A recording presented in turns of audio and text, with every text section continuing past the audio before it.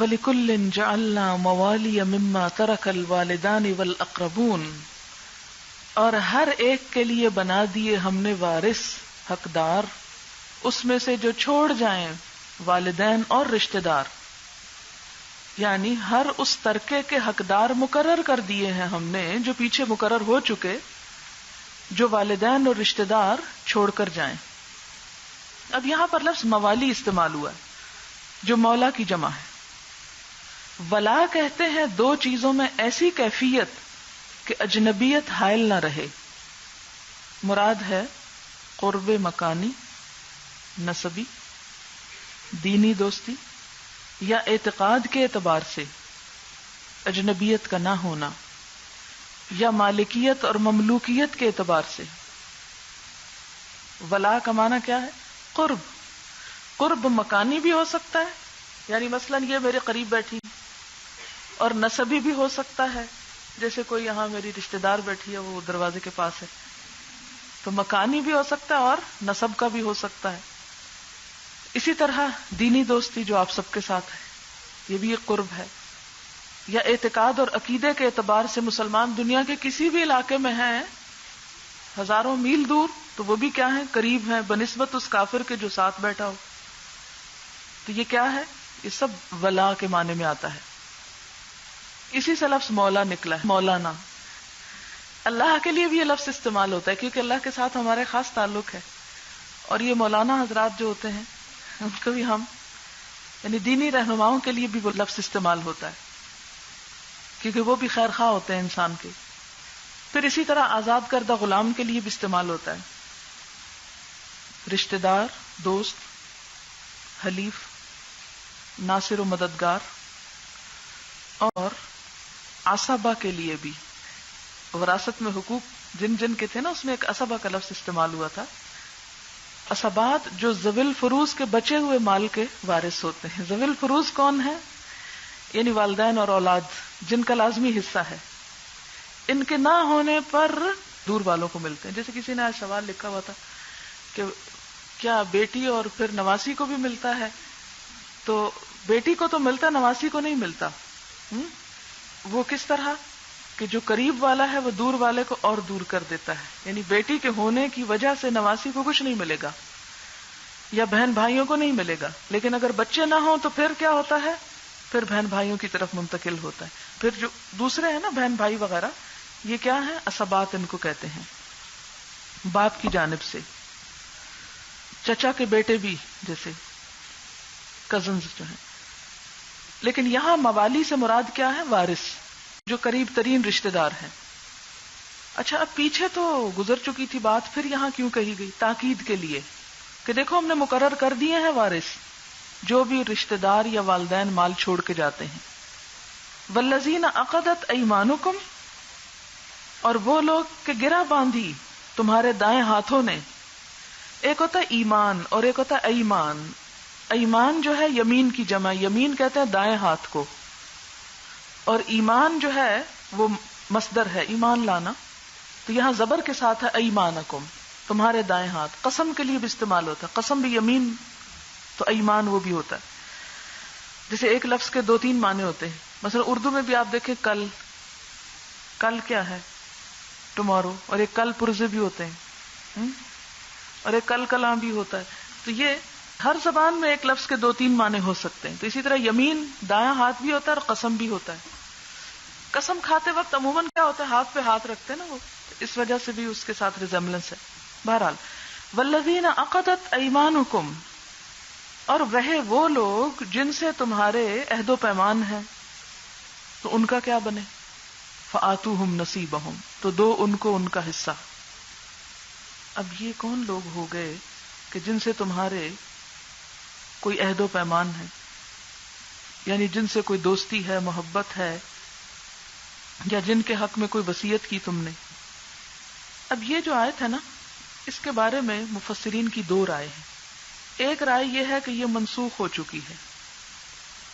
وہ کہتے ہیں کہ اسلام سے پہلے کیا ہوتا تھا کہ 2 لوگ یا 2 قبیلے آپس میں معاہدہ کر لیتے تھے، اور معاہدے میں یہ چیز ہوتی تھی کہ مثلاً تم مر گئے تو تمہارا وارث میں مر گیا تو میرے وارث تم، اور رشتہ دار محروم ہو جاتے تھے.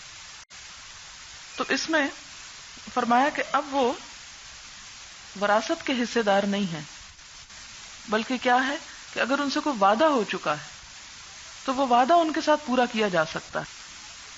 ایمانکم سے مراد کیا ہے یہاں؟ معاہدہ. یعنی اسلام سے پہلے دو لوگوں کے درمیان یا دو قبیلوں کے درمیان اگر کوئی لین دین کا معاہدہ ہوا تو مرنے والے کے مرنے کے بعد کیا کرو؟ اس وعدے کو پورا کرتے ہوئے وہ کچھ اس کو دے دو. آتوہم نصیبہم. اور یہ نصیب جو ہے وراثت کا حصہ نہیں، معاہدہ کا حصہ ہے. ٹھیک ہے. ابن کثیر اور دیگر مفسرین کہتے ہیں نہیں، یہ آیت منسوخ ہو چکی ہے.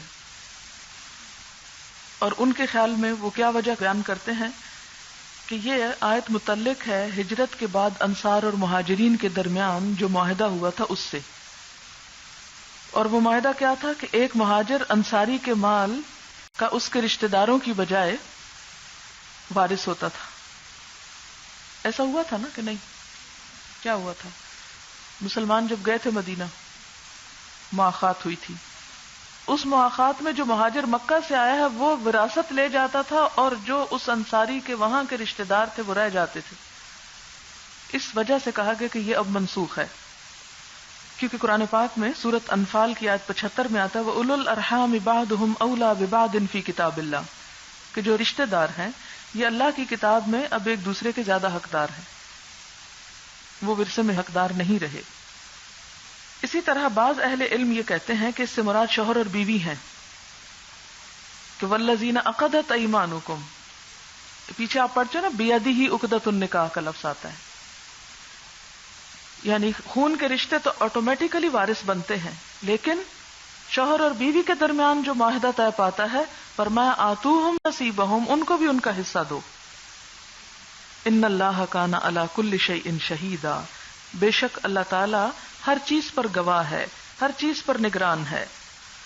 یعنی اگر تم کوئی کمی بیشی کسی کے حساب میں یا کسی کے حق میں کرو گے تو اللہ تعالیٰ تم سے خود نبٹ لے گا، تمہیں پوچھے گا اگر کہیں بھی تم نے کوئی ڈنڈی ماری. اب دوبارہ اس آیت کو پڑھیں، اور صبح کی تلاوت میں جیسے میں نے آپ کو کہا ہے کہ آپ جب سبق یاد کر چکے، تفسیر پڑھ چکے، پھر صبح کے وقت اس کو اس طرح تلاوت کریں بغیر کسی ترجمے اور ٹیکسٹ کے کہ کیا میں ہر آیت کی بات سمجھ رہی ہوں. جہاں نہ سمجھ میں آئے فوراً اپنا لیسن نکالیں، تفسیر دیکھیں، سمجھ آئی ہے نہیں آئی پھر اگلے دن آ کے کوشچن کریں. اس طرح آپ کہیں بھی قرآن اٹھا کر بیٹھ جائیں گے تو تفسیر کے بغیر بھی آپ تفسیر کر سکیں گے، اور کہیں پر بھی کوئی آیت کوٹ ہوگی تو آپ اس کو آسانی سے سمجھ جائیں گے. تو اس طریقے کو اپنے اوپر لازم کر لیں. اب ذرا دوبارہ دیکھیں اس آیت کو، وَلِكُلٍّ جَعَلْنَا مَوَالِيَ مِمَّا تَرَكَ الْوَالِدَانِ وَالْأَقْرَبُونَ، کہ ہم نے ہر اس ترکے کے حقدار مقرر کر دیے، وارث مقرر کر دیے جو والدین اور رشتہ دار چھوڑ جائیں، یعنی اللہ کی کتاب میں حصے بن چکے. وَالَّذِينَ عَقَدَتْ أَيْمَانُكُمْ، اور جن لوگوں سے تم نے معاہدے کیے تھے تو کیا کرو فَآتُوهُمْ نَصِيبَهُمْ، ان کے معاہدے پورے کرو، جو عہد کیا ہوا انہیں دے دو.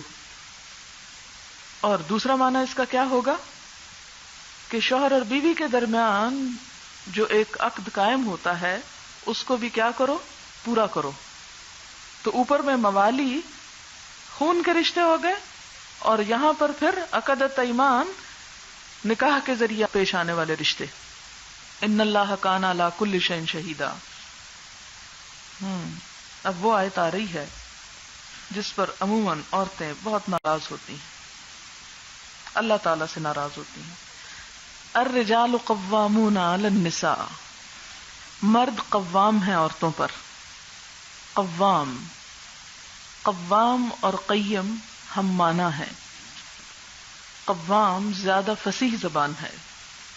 قوام کا لفظ ہے محافظ، منتظم، مدبر، متکفل، کفالت کرنے والا. تو ترجمہ کیسے کریں گے؟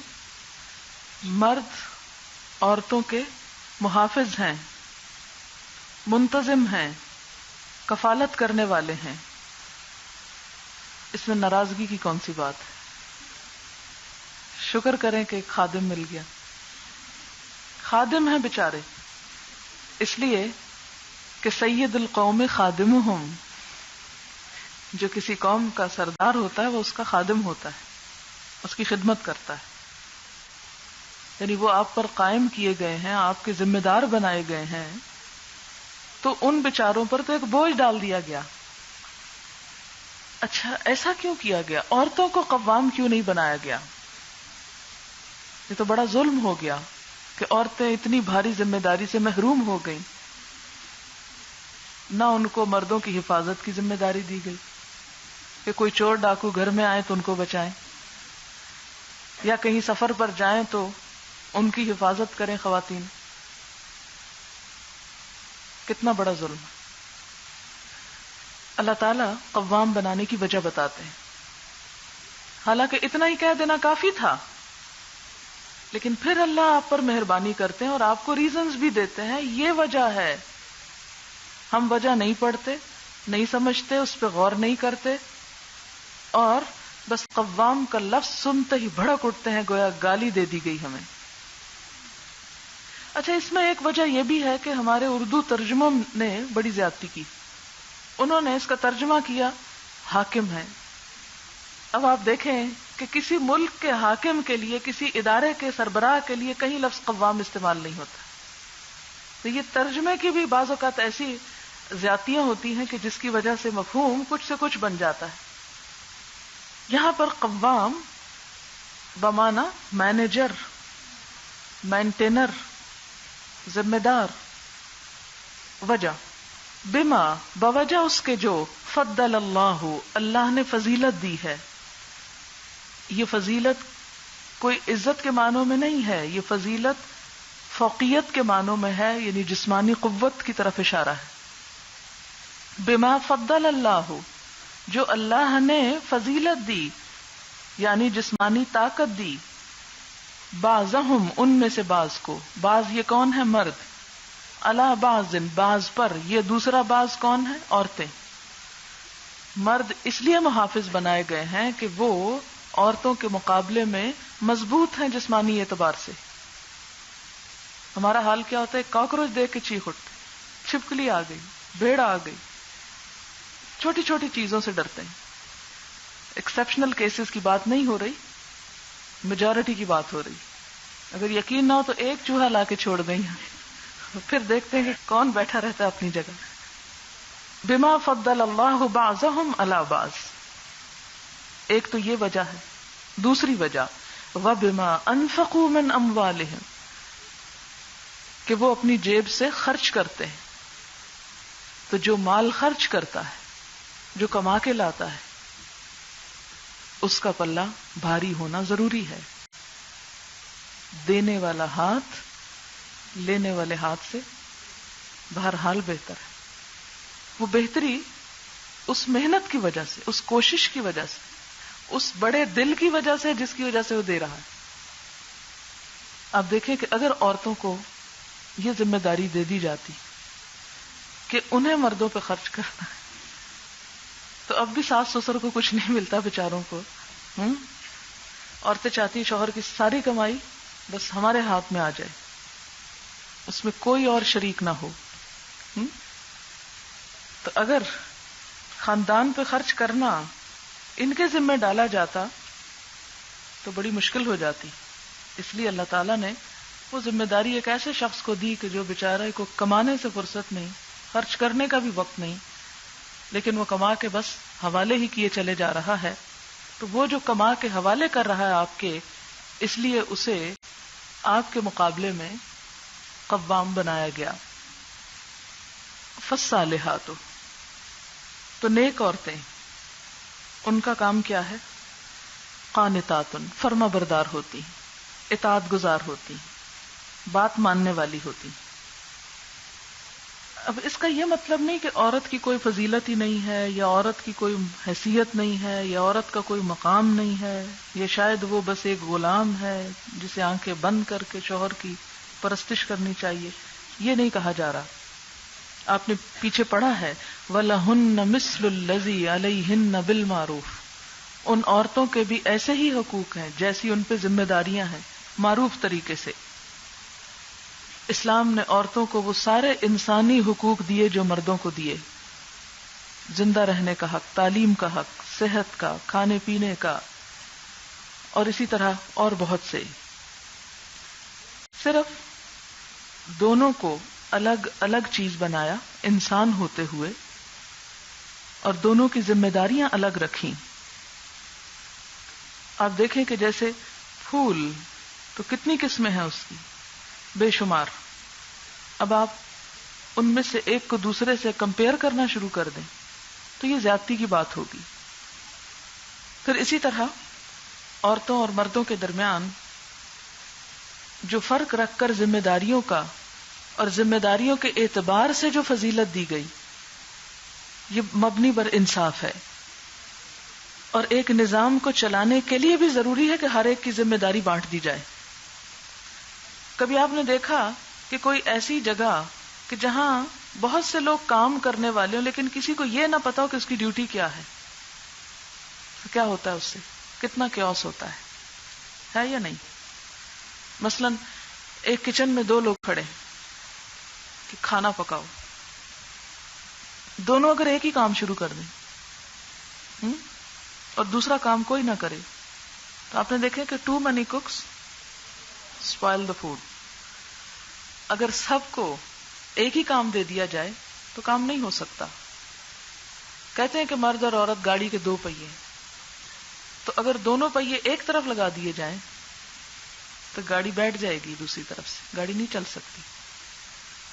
تو ویل بیلنسنگ اور اپنی اپنی جگہ پر ان کا ہونا جو ہے وہ بڑا ضروری ہے۔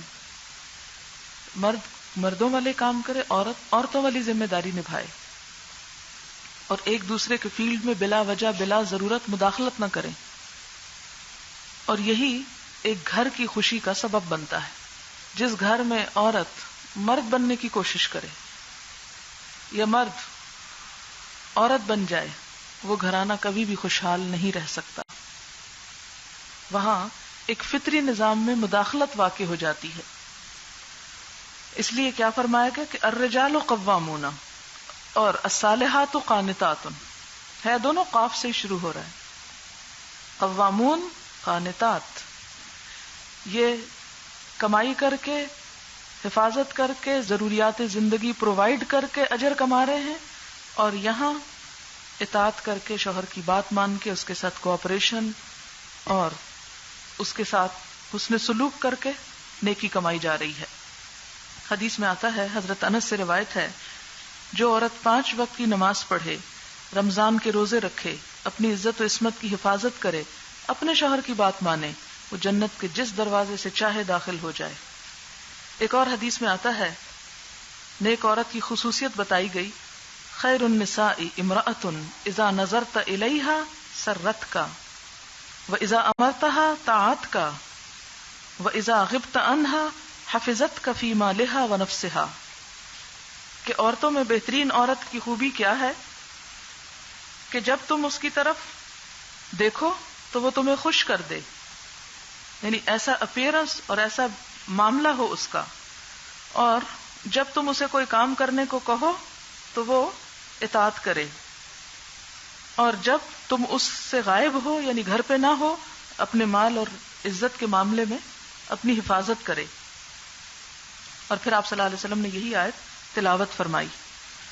آپ صلی اللہ علیہ وسلم نے فرمایا، مومن کے لیے خوف خدا کے بعد سب سے زیادہ مفید اور باعث خیر نعمت نیک بیوی ہے، کہ جب وہ اسے کسی کام کو کہے تو خوش دلی سے کر دے، جب وہ اس پر نگاہ ڈالے تو اس کو خوش کر دے، اور جب وہ اس کے بھروسے پر قسم کھا بیٹھے تو اس کی قسم پوری کر دے، اور جب وہ کہیں چلا جائے تو وہ اس کے پیچھے اپنی عزت و آبرو کی حفاظت کرے، اور شوہر کے مال و اسباب کی نگرانی میں شوہر کی خیرخواہ اور وفادار رہے۔ یہ ابن ماجہ کی روایت ہے۔ قریش کی عورتوں کی خوبی بیان کرتے ہوئے نبی صلی اللہ علیہ وسلم نے فرمایا کہ کتنی اچھی ہیں قریش کی عورتیں، جو بچوں پہ بہت مہربان اور شوہر کے گھر بار کی انتہائی حفاظت کرنے والی ہیں، کیونکہ آگے آیا حافظات للغیب بما حفظ اللہ، حفاظت کرنے والی ہیں ان حقوق کی جن کی حفاظت کا اللہ نے ان سے ذمہ لیا۔ پھر اسی طرح اچھی بیوی کی خوبیاں بتاتے ہوئے یہ بھی فرمایا کہ جس عورت نے اس حال میں انتقال کیا کہ اس کا شوہر اس سے راضی اور خوش تھا تو وہ جنت میں جائے گی۔ حضرت معاذ بن جبل کہتے ہیں کہ نبی صلی اللہ علیہ وسلم نے ارشاد فرمایا، خدا پر ایمان رکھنے والی عورت کے لیے یہ جائز نہیں کہ وہ اپنے شوہر کے گھر میں کسی ایسے شخص کو آنے دے جس کا آنا شوہر کو ناپسند ہو، اور وہ گھر سے ایسی صورت میں نکلے جب اس کا نکلنا شوہر کو ناپسند ہو۔ عورت شوہر کے معاملے میں کسی دوسرے کی بات نہ مانے۔ عموماً شادی کے بعد لڑکیاں ماں باپ کی باتیں سنتی رہتی ہیں اور ادھر سے احکامات لے کر اپنی زندگی کی گاڑی چلاتی ہیں، اس سے بہت سی خرابیاں پیدا ہوتی ہیں۔ تو اس میں کیا کرنا چاہیے؟ اس شوہر کی جہاں بات ہو وہاں ماں باپ کی بھی نہیں ماننی چاہیے۔ اس کا یہ نہیں مطلب کہ آپ ماں باپ کو ناراض کریں، نہیں، ماں باپ کے ساتھ بھی حسن سلوک کرنا ہے، لیکن بات شوہر ہی کی۔ آپ صلی اللہ علیہ وسلم نے فرمایا 2 قسم کے آدمی ہیں جن کی نمازیں ان کے سروں سے اونچی نہیں جاتی، اس غلام کی نماز جو اپنے آقا سے فرار ہو جائے جب تک وہ لوٹ نہ آئے، اس عورت کی نماز جو شوہر کی نافرمانی کرے یہاں تک کہ شوہر کی نافرمانی سے باز نہ آ جائے۔ یہاں تک کہا گیا کہ کوئی عورت شوہر کی اجازت کے بغیر روزہ نہ رکھے، یعنی نفلی روزوں کی بات ہے، فرض کی نہیں، رمضان کی بات نہیں ہے یہ۔ فالصالحات قانتات حافظات للغیب بما حفظ اللہ، اور اس حفاظت میں رازوں کی حفاظت بھی آتی ہے۔ اگر شوہر کوئی ایسی بات بتاتا ہے بیوی کو کہ جو اسے آگے کسی کو نہیں بتانی چاہیے تو اسے اس کی بھی حفاظت کرنی ہے، یعنی مال کی حفاظت اور راز کی حفاظت۔ بما حفظ اللہ، بوجہ اس کے جو حفاظت کی اللہ نے ان کے حقوق وغیرہ کی، یعنی جب اللہ نے ان کو حقوق دلائے تو انہیں کیا کرنا چاہیے؟ ان سب چیزوں کے حقوق کی حفاظت کرنی چاہیے جو اللہ تعالیٰ نے شوہر کے رکھے ان کے اوپر، اور شوہر کے ساتھ اچھی طرح معاملہ کرے۔ پھر آپ دیکھیں کہ ارشاد ہے واللاتی، وہ عورتیں تخافون نشوزہن، جن کی سرکشی سے تم ڈرتے ہو۔ نشوز، نون شین زے، نشوز کہتے ہیں اٹھنا۔ کیف ننشزھا میں آپ پڑھ چکے ہیں نا، عورت کی سرکشی، شوہر کی نافرمانی، وہ پیچھے چونکہ اطاعت کی بات ہوئی فالصالحات قانتات، تو یہاں پر نشوز کی بات ہے جس کا لفظی معنی ہے اٹھنا، ابھرنا، شوہر کی بات نہ ماننا، سرکشی کرنا، اس کے حق میں خیانت کرنا، عزت و عصمت میں خیانت، شوہر کے ساتھ بے وفائی، یہ سب چیزیں اس میں آ جاتی ہیں۔ فرمایا کہ جن عورتوں کے نشوز سے تم ڈرتے ہو تو تم کیا کرو؟ فَعِظُوهُنَّ، ان کو سمجھاؤ، انہیں نصیحت کرو۔ نصیحت کس طرح؟ اللہ تعالیٰ کی بات سنا کر، آخرت کا خوف دلا کر، یعنی نصیحت ڈانٹ پھٹکار نہیں ہے، نصیحت کیا ہے؟ واعظ و تلقین۔ فَعِظُوهُنَّ، انہیں سمجھاؤ۔ اگر وہ نہ سمجھیں، کیونکہ کچھ لوگ بہت نہ سمجھ ہوتے ہیں یا نہ سمجھنے والے ہوتے ہیں، وَاهْجُرُوهُنَّ فِي الْمَضَاجِعِ، پھر ان سے بے رخی کرو، ان سے قطع تعلقی کرو، ان سے بات نہ کرو، کیونکہ عورت کے لیے شوہر کی بے رخی، شوہر کی خاموشی بہت شدید مار ہوتی۔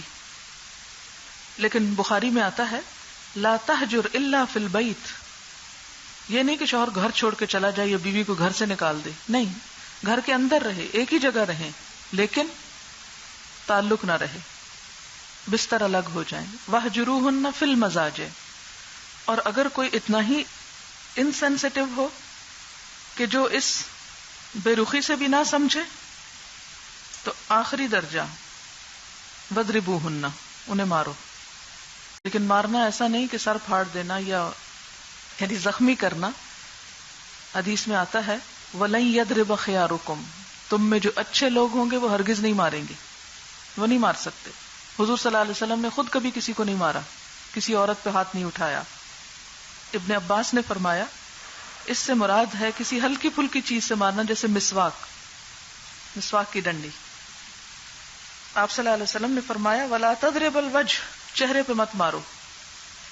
ایک اور جگہ پر آتا ہے کہ ایسی مار نہ مارو کہ جس سے نشان رہ جائے. اور یہ کس لیے ہے؟ آخری درجہ تاکہ گھر بچ جائے. لیکن اگر آپس میں معاملات طے نہ ہو سکے تو پھر فَإِنْ أَطَعْنَكُمْ فَلَا تَبْغُوا عَلَيْهِنَّ سَبِيلًا، اگر وہ تمہاری بات مان لیں تو ان پر راہیں مت تلاش کرو، انہیں ستانے کے بہانے مت ڈھونڈو. ان اللہ کان علیٰ کبیرا، یاد رکھو اللہ تم پر بھی اوپر بلند ہے، بہت بڑا ہے، وہ تمہیں پوچھ لے گا. یہ شوہر کی طرف اشارہ ہے کہ اگر ناحق تم نے عورت کو ستایا یا مارا تو اللہ کی مار سے تم بھی نہیں بچ سکو گے. لیکن اگر کوئی عورت ان تینوں درجوں سے کوئی سبق نہیں لیتی، اور عموماً یہ ہوتا ہے کہ جب جھگڑا بہت بڑھ جاتا ہے، نفرتیں بڑھ جاتی ہیں، تو پھر آپس میں سلجھانا ناممکن ہو جاتا ہے، معاملات کو سلجھانے کی صلاحیت ختم ہو جاتی ہے انسان میں. تو ایسی صورت میں کیا کہا؟ وَإِنْ خِفْتُمْ شِقَاقَ بَيْنِهِمَا فَبَعْثُوا حَكَمًا مِّنْ أَهْلِهِ وَحَكَمًا مِّنْ أَهْلِهَا. ایک دم طلاق مت دے ڈالو، اب منصف یا پنچایت قائم کرو.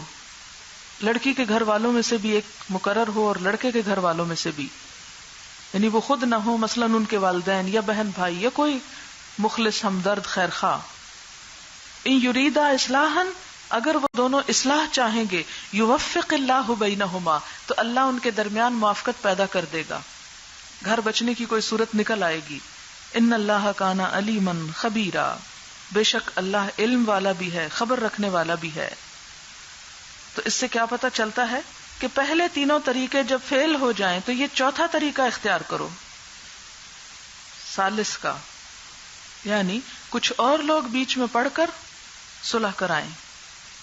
اس سے اندازہ ہوتا ہے کہ اسلام میں ایک گھر کے بچانے کی اور گھر کی خیرخواہی اور خوشحالی کی کس قدر اہمیت ہے. اچھا، یہاں شاید کسی کے ذہن میں یہ سوال پیدا ہو رہا ہو کہ عورت بھی کیا مار سکتی ہے مرد کو اگر وہ کوئی ایسا کام کرے؟ کیونکہ نشوز مرد کی طرف سے بھی ہوتا ہے. آگے آپ پڑھیں گے سورۃ النساء میں ہی آیت 128 میں. تو وہ کیا کرے؟ جہاں تک مارنے کی بات ہے تو اس کے بارے میں ایک حدیث آتی ہے کہ سعد بن ربیع جو جنگ احد میں شہید ہوئے تھے، انہوں نے اپنی بیوی کو ایک تھپڑ مارا، اور وجہ یہ تھی کہ وقد نشزت، اس نے کوئی گستاخی کی تھی. تو وہ حضور صلی اللہ علیہ وسلم کے پاس آ گئی. فقال النبی صلی اللہ علیہ وسلم، آپ نے فرمایا لتقتص منہ، عورت اپنا بدلہ لے لے، جواباً مار لے. تو یہ آیت اتری. وہ جا ہی رہی تھی کہ یہ آیت نازل ہوئی. تو آپ صلی اللہ علیہ وسلم نے بلا کر ان کو کہا اردنا امرن و اراد اللہ امرن، ہم نے ایک بات چاہی اور اللہ نے کوئی اور بات چاہی. والذی اراد اللہ خیر، اور جو اللہ نے چاہا وہی بہتر ہے. اور وہ کیا تھا کہ اللہ تعالیٰ نے روک دیا کہ عورت نہ مارے. کیوں؟ اس لیے کہ عورت جسمانی اعتبار سے مرد سے کمزور ہے. اگر ایک مارے گی تو بے شمار کھائے گی، اور ہر ایک زیادہ زوردار بھی ہوگی، ہڈی پسلی توڑا بیٹھے گی. اس لیے عورت کو مارنے سے عورت کی خیر خواہی کی وجہ سے، عورت کی بھلائی میں روک دیا گیا. وَاسْأَلُوا اللَّهَ مِنْ فَضْلِهِ، اللہ سے اس کا فضل مانگو. یہ کیوں کہا گیا اس کا فضل مانگو؟ جب ہر ایک کو اپنا حصہ مل جائے گا تو پھر فضل کی کیا ضرورت ہے؟ اعمال کے اعتبار سے بسا اوقات ایسا ہوتا ہے کہ عورت وہ کچھ کام نہیں کر سکتی جو بظاہر مرد بڑے بڑے اجر اور ثواب کے کام کر رہے ہوتے ہیں، مثلا جہاد پہ جانا، جمعہ پہ جانا. تو ایسی صورتوں میں عورتوں کے اندر ایک قدرتی طور پر محرومی کا احساس ہوتا ہے. یا عام طور پر آپ خود بھی دیکھتے ہوں گے کہ گھر کی بہت سی پابندیوں کو یا ضروریات کو یا مصروفیات کو دیکھتے ہوئے انسان سوچتا ہے کہ کاش میرے پاس بھی اتنی ہمت ہوتی یا مال ہوتا یا اور بہت سی چیزیں، تو میں بھی آج یہ اور یہ کرتی. ایسے مواقع پر یہ دیکھنے کی بجائے کہ دوسرے یہ کر رہے ہیں تو میں ان کے مقابلے میں محروم ہوں، تم کیا کرو؟ تو وَاسْأَلُوا اللَّهَ مِنْ فَضْلِهِ، اس کمی اور محرومی کو اللہ کا فضل مانگ کے پورا کرو. کہ ضروری نہیں کہ جس طریقے سے وہ کسی کو دے رہا ہے اسی طریقے سے آپ کو نیکی کا چانس ملے گا تو وہ نیکی ہوگی، اور کوئی اور صلاحیت جو اللہ نے آپ کو دے رکھی ہے وہ آپ کو بھولی بھی ہو یا اللہ کا وہ فضل جو آپ پر اس سے بھی بڑھ کے ہو سکتا ہے کسی اور اعتبار سے، اس کو آپ ویسے پش ڈال دیں. یہ ہماری روزمرہ ایٹیچیوڈ اور رویوں سے متعلق چیز ہے، اس لیے اس کو بہت اچھی طرح سمجھ میں آ جانا چاہیے کہ کہیں پر بھی جہاں انسان کوشش اور محنت یا وسائل یا سہولتوں میں کمی پاتا ہے تو اس سے احساس کمتری کا شکار ہونے کی بجائے یا دوسرے سے اپنا مقابلہ کرنے کی بجائے کیا کرے؟ اللہ کا فضل مانگے، اس سے نیکی کے مواقع مانگے. مثلا ایک شخص بولنے کا بہت ماہر ہے اور دوسرا لکھنے کا بہت ماہر ہے. اب اگر وہ کہتا ہے کہ فلاں شخص بہت اچھا بولتا ہے، میں نہیں بول سکتا، اور وہ احساس کمتری میں مبتلا ہو جائے یا کسی ایسی پریشانی کا کہ وہ اپنی جو پازیٹو صلاحیت ہے اس کو ضائع کر بیٹھے، تو ضائع نہ کرے. وہ دیکھے کہ اللہ نے اسے کیا دیا ہے جو پہلے کو نہیں ملا، وہ اسے استعمال کرے. لیکن اس دوسری نعمت کو جو ملی ہے استعمال کرنے کی صلاحیت بھی اسی کو نصیب ہوگی کہ جو اللہ سے اس کا فضل مانگے گا اور اس کی نعمتوں پر اور اس کے احسان پر اطمینان کا اظہار کرے گا. اب آپ دیکھیں کہ جب ہم اللہ سے فضل مانگتے ہیں تو اس سے ایک بہت بڑی سیٹسفیکشن حاصل ہو جاتی ہے انسان کو. اور نیکی کا اگر ایک دروازہ ہم پہ بند ہو گیا اور دوسرا کھل جاتا ہے تو انسان کبھی بھی اپنے آپ کو یہ محسوس نہیں کرتا کہ وہ ضائع ہو رہا ہے یا وہ دوسرے سے پیچھے ہے. یعنی یہ نہیں کہ مقابلہ کر کے، یعنی آن دا ہول پوری جو آیت ہے اس کا تھیم کیا ہے کہ عقل مند انسان وہ ہے کہ جو اپنے کو ملنے والی صلاحیتوں سے بھرپور فائدہ اٹھاتا ہے، دوسروں کو ملنے والی نعمتوں کو دیکھ دیکھ کر اور حسد اور جلن کڑھن کا شکار ہو کر وقت ضائع نہیں کرتا، اور جہاں وہ اپنے اندر کوئی کمی پاتا ہے تو وہاں اللہ سے ناراض ہونے کی بجائے کہ مجھے کیوں یہاں کم رکھا، وہ اس کا فضل مانگتا ہے، اس سے دعا مانگ کر اپنی اس کمی کو پورا کر لیتا ہے.